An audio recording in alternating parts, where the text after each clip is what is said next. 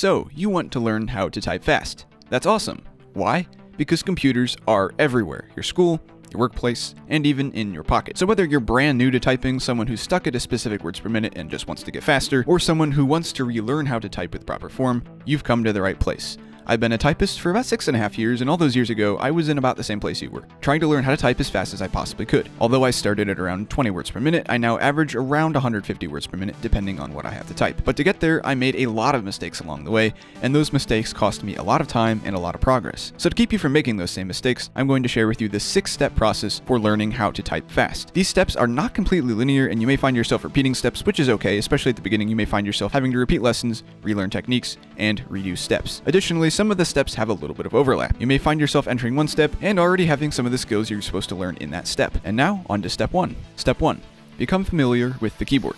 In this step, your goal is to establish a basic understanding of where all the keys on the keyboard are, including the numbers and symbols. This is one of the longer and more frustrating steps, but it is also the most important. I recommend using websites like typing.com and typingclub.com. Follow their practice guidelines and put in the time to practice. Practice is key to moving on from this step and just about any other step. Something you'll hear many times in this video is that consistency is far more important than time. Essentially, it's better to practice 15 minutes every day than it is to practice 2 hours on one day out of the week. While learning the position of letters from the lessons on the websites, redo the lessons until you feel very comfortable typing those letters. It's okay to do lessons many times before moving on. Repetition is one of the best ways to learn typing, and it's always okay to repeat a lesson if you feel you need it. In addition to this, make sure you go back and practice old lessons. Hopefully the curriculum on these websites will review old things as well as teach you new things, but if it doesn't always do that, you can always go back and repeat the earlier lessons to make sure you don't forget the earlier things you learned. Another thing to keep in mind when moving through all of these steps, including this one, is that your accuracy is way more important than your speed. In fact, I don't even care about your words per minute improvement until step 4. Steps 1 through 3 are only there to make sure you learn the keyboard well, and that's hard to do if you're making a bunch of mistakes because you're trying to type faster when you're not ready. It is essential that you keep proper form from day 1. Type with 8 to 10 fingers, preferably closer to 10. Keep them on the home row when they are not being used to type a letter. Elevate your wrists, sit with good posture, and focus on accuracy more than speed. One term you're going to hear me say is touch typing. Touch typing is being able to type without looking at the keyboard, and it is absolutely essential you develop the skill from day 1. You may not be a master at it at this step, but you're going to work on developing it. An easy way to do this is to look at the on-screen keyboard provided on both of these websites. They will show you where your finger is supposed to go,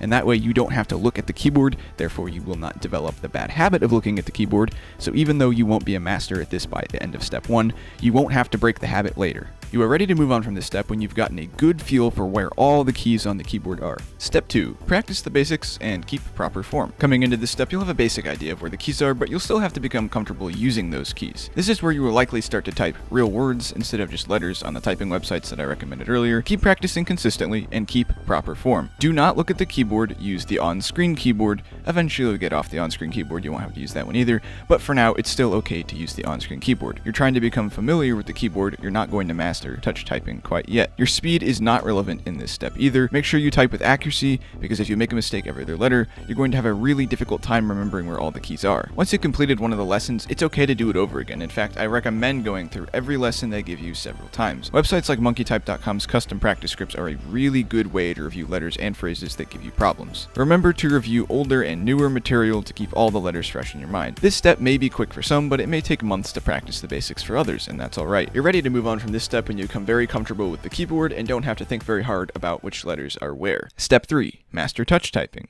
At this point, you should have a basic understanding of the keyboard. You know where all the keys are at, even if you might have to think about it for a second. You can type words and phrases, and you can do so without having to keep your eyes glued to the on-screen keyboard on the typing websites. So in step 3, your goal is, if you have not already mastered touch typing, you need to master touch typing. If you've mastered touch typing while learning the keyboard in steps 1 and 2, then congratulations, you can skip this step and go directly to step 4. But only skip this step if you have truly mastered the ability of typing without having to check anything. I still recommend staying on platforms like typing.com and typingclub.com, but you can start to look at some of the typing games like nitrotype.com and typeracer.com. Those are usually the two most interesting ones. One of the things that throws many people off is their words per minute. When they first learn how to type without looking at the keyboard, they may find that their words per minute will decrease initially. This is because they're going to have to take time and think about where a key is before they type it, which will slow you down. This process can be very lengthy and quite frustrating. I went through this process several times, but that's mostly because I kept looking at the keyboard when I shouldn't have. You're ready to move on from this step when you're able to type without looking at the keyboard with high accuracy. Step 4.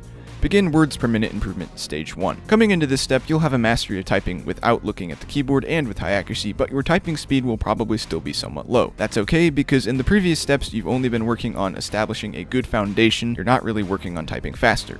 Well, in this step and all the subsequent steps, your goal is to improve your words per minute. Your goal for this step is to type 50 words per minute with at the very least 97% accuracy. Before I get into how to actually raise your words per minute, it is important to remember that your accuracy is key to your speed. Do not try to type faster without first being able to type your current speed with at least 97% accuracy. For this step, you can keep using typing.com and typingclub.com, but once you've used enough of their practice material, especially some of the longer passages, I recommend using typing games pretty much exclusively. The big two are going to be nitrotype.com and typeracer.com. Nitrotype.com is going to focus more on your raw words per minute, which is your words per minute without taking into account your accuracy. However, to fix a mistake on Nitrotype, you just have to hit the key again, which isn't how the real world works. This is where Typeracer comes in. It actually makes you backspace your mistakes, and it's a lot more accurate to real world application, because when you're typing a report, you're going to have to backspace your mistakes. So to get to 50 words per minute, regardless of how slow you are, you just want to put in a lot of practice on these websites. Stick with it and stay consistent. Practicing 15 minutes a day is better than practicing 1 hour once a week. Outside of typing with high accuracy, you want to focus on typing with 8 to 10 fingers. And for this step, that's pretty much all there is to it. It's probably the simplest step of this whole process. Just keep practicing with proper form, and with enough time, you will get through this step. You're ready to move on from this step when you can type around 50 words per minute without looking at the keyboard while maintaining at least 97% accuracy. Step 5.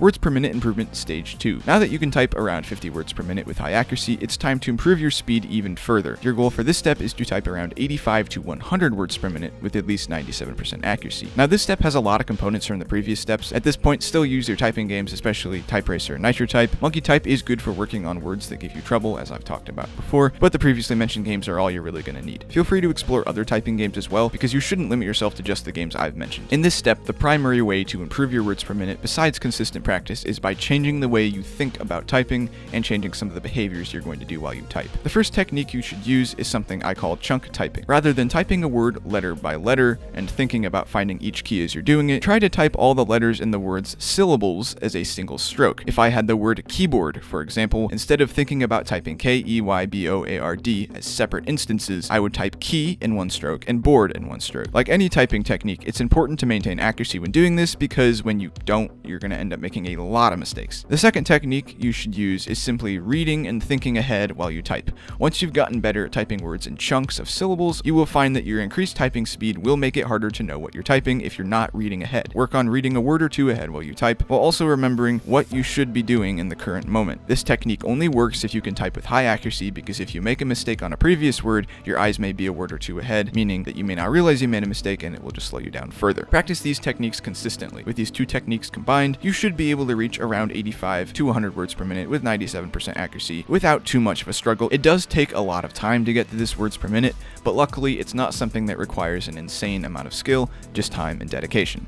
Step 6. Learn and perfect advanced typing skills. Coming into this step, you should be typing around 85 to 100 words per minute. This step is intended to get people typing much faster than 100 words per minute. If you stick with your typing practice, this will be the longest step because it is the last step and it never ends. Despite the techniques mentioned in this step, the most effective technique will always be to practice consistently. The first technique is just a modification of the chunk typing technique. Now that you're familiar with typing syllables as chunks, you should transition into typing entire words in one stroke instead. You may still need to type words and syllables at times because some words are super complicated and it may not be easy to type entire words as one stroke, but your goal is to be able to type any word as just the word in one motion and not as its syllables or letters. To use the example from earlier, instead of typing the word keyboard as key and board in two separate strokes, you're just going to try to type it in one continuous flowing stroke. If you find this helpful, instead of just reading a word or two ahead, read about 3 words ahead if you can. Reading farther ahead is always going to be useful, but don't get too far ahead of yourself because you may forget what you're supposed to be typing in the current moment.